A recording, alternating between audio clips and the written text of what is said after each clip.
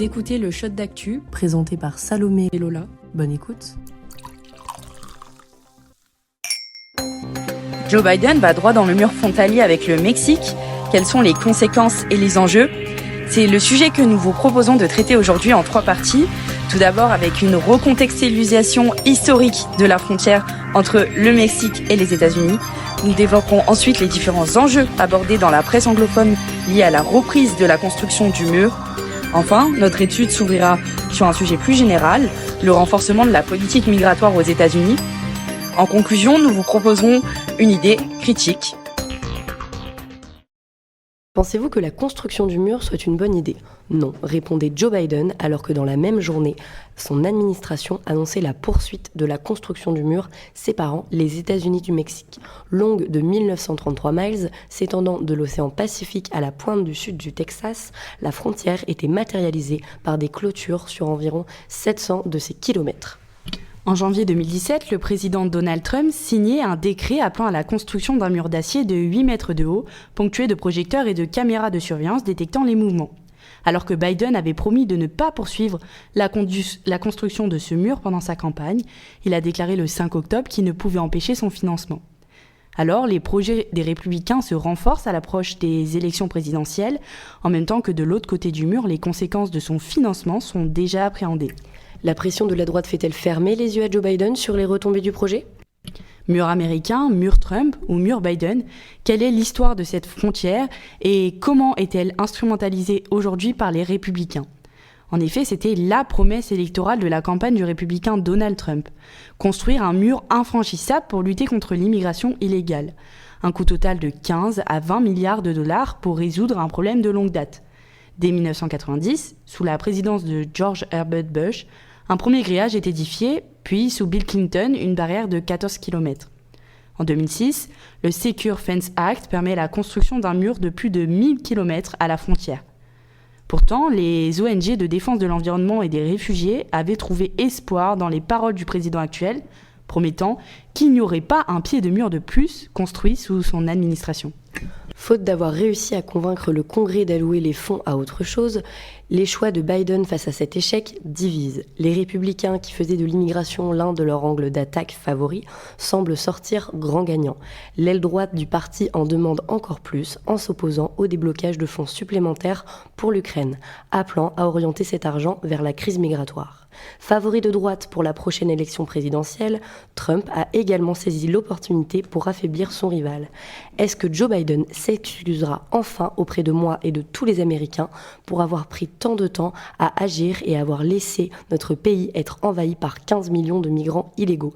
Il a affirmé sur sa plateforme Truth Social directement après l'annonce. Une décision qui arrive trop tardivement ? Il semble que oui. Pour le ministre de la Sécurité intérieure, a affirmé le besoin aigu et immédiat de construire des barrières physiques avec le Mexique dans un avis officiel du registre fédéral des États-Unis.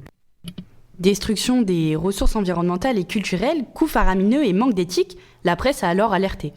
Dans les jours qui ont suivi l'annonce de Biden, la presse internationale s'est empressée de publier ses grands tweets. Le NBC News alerte tout d'abord sur les destructions significatives des ressources environnementales et culturelles. En effet, le projet poursuivi par l'administration Biden ignore 26 lois fédérales. L'impact sur l'environnement, la faune et la flore et la santé publique sont dénoncés par le journal Green Matters. De fait, les structures du mur traverseront des terres publiques, des habitats de plantes et d'espèces animales menacées, comme l'oslo, un chat sauvage tacheté. C'est un terrible pas en arrière pour les zones frontalières, a déclaré mercredi après-midi Laken Jordal, défenseur environnemental au Centre pour la diversité biologique. En plus de son impact sur l'environnement, le mur endommage également des sites historiques que certaines tribus considèrent comme sacrés, comme en Arizona. Le Walla Journal, activiste plaidoyer pour les droits de l'homme en Amérique, dénonce, lui, le manque d'éthique du bâtiment qu'il considère violer les droits fondamentaux de l'homme. Les prototypes du mur ont déjà été mortels pour des migrants désespérés à l'escalader.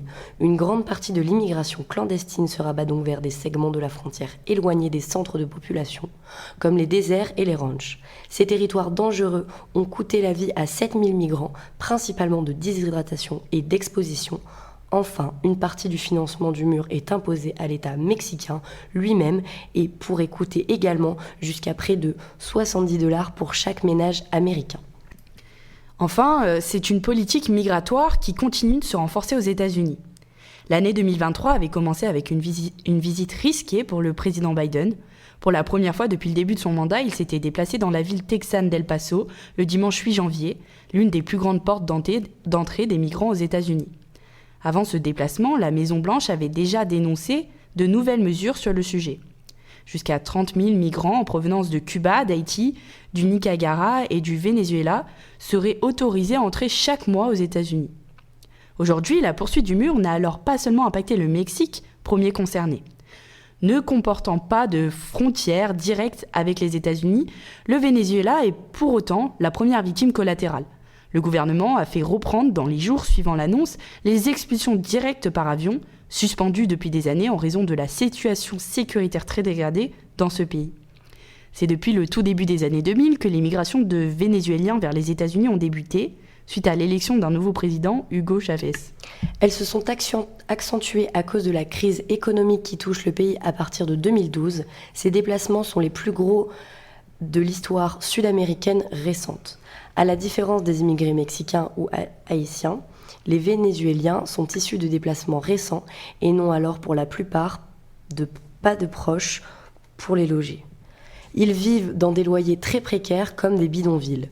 C'est 50 000 Vénézuéliens qui ont quitté leur territoire pour rejoindre les États-Unis durant le mois de septembre. Alors, pour conclure, loin d'être qu'un simple mur séparant deux États, la frontière entre le Mexique et les États-Unis impacte à l'échelle locale, régionale, nationale, continentale et internationale. Des facteurs non seulement politiques, mais également sociaux, culturels et environnementaux sont en jeu. L'idée critique du jour. Si l'on compare ce mur avec les grandes frontières créées par l'homme telles que la Grande Muraille de Chine, le mur de Berlin, le mur entre la Corée du Nord et du Sud ou encore la barrière entre Israël et Gaza, un constat ressort. L'homme ne peut être confiné sur un territoire derrière une frontière. La construction de murs ne mène qu'à plus de tensions qui deviennent souvent des conflits. Maintenant, je laisse la parole à Lola pour le shot écho qui donne le sourire. Oui, en effet, Salomé, nous allons revenir sur les 4 nouvelles éco-positives de la semaine. Tout d'abord, le Conseil d'État a annulé la dissolution des Soulèvements de la Terre. Collectif politique écologiste et contestataire français, il est depuis 2 ans le meneur des contestations écologiques en France. Vous les connaissez sûrement pour leur radicalité assumée dans leur mode d'action, désobéissance civile, blocage routier, envahissement, interruption des activités écocidaires ou encore sabotage. Le ministre de l'Intérieur, Gérald Darmanin, avait donc personnellement engagé une procédure de dissolution le 28 mars, 3 jours après de violents affrontements entre gendarmes et opposants aux retenues d'eau de Sainte-Saline. Après l'examination de l'ensemble de ces dissolutions en audience de fond le 27 octobre, la plus haute juridiction administrative en a annulé l'intégralité. Le Conseil d'État a avoué ne pas trouver cette mesure adaptée et proportionnée. Ensuite, l'Australie a offert l'asile climatique aux habitants de Tuvalu, menacés par la hausse du niveau des océans. État situé dans l'ouest de l'océan Pacifique Sud, l'archipel polynésien, constitué de 9 atolls tous habités, fait partie des nations les plus menacées par le changement climatique. 2 atolls ont déjà été largement submergés et selon des spécialistes, Tuvalu sera complètement inhabitable dans 80 ans. Pour venir en aide à ces 11 000 habitants, l'Australie a annoncé vendredi 10 novembre qu'ils pourront bénéficier de droits spéciaux pour s'installer et travailler dans le pays en vertu d'un traité rendu public par les 2 États. C'est un grand pas en avant, car pour rappel, le statut de réfugié climatique n'est pas reconnu par l'ONU ou même la France, qui ne lui accorde aucun fondement juridique dans le droit international des réfugiés, alors que plusieurs ONG alertent déjà depuis plusieurs années sur l'urgence de créer un statut spécifique d'asile aux rescapés du climat qui sont amenés à de plus en plus se multiplier dans les années à venir. Un bonus réparation pour le textile. Un coup de pouce financier a été mis en place ce mardi 7 novembre, allant de 6 à 25 euros, suivant les pièces, afin de soutenir le pouvoir d'achat et de lutter contre la pollution. L'aide est disponible pour les vêtements et chaussures, avec une facture directement allégée dans un commerce agréé. L'initiative a pour objectif d'augmenter de 35% le volume de textiles et chaussures réparés en France d'ici à 2028. En effet, l'industrie du textile produit 1/3 des émissions de gaz à effet de serre dans le monde. Enfin, le gouvernement français a renforcé les sanctions contre la non-extinction des pubs lumineuses, enseignes et vitrines. Le décret publié dimanche rend en outre passible d'une contravention de 1 500 € la méconnaissance de l'obligation d'extinction des publicités lumineuses en période de pic de consommation électrique et d'une amende de 3 000 € en cas de récidive. De plus, ce n'est plus le juge mais les policiers municipaux qui pourront prendre directement des sanctions administratives. Sur ce, merci de nous avoir écoutés. Nous vous retrouvons vendredi prochain pour votre shot d'actu et bon week-end.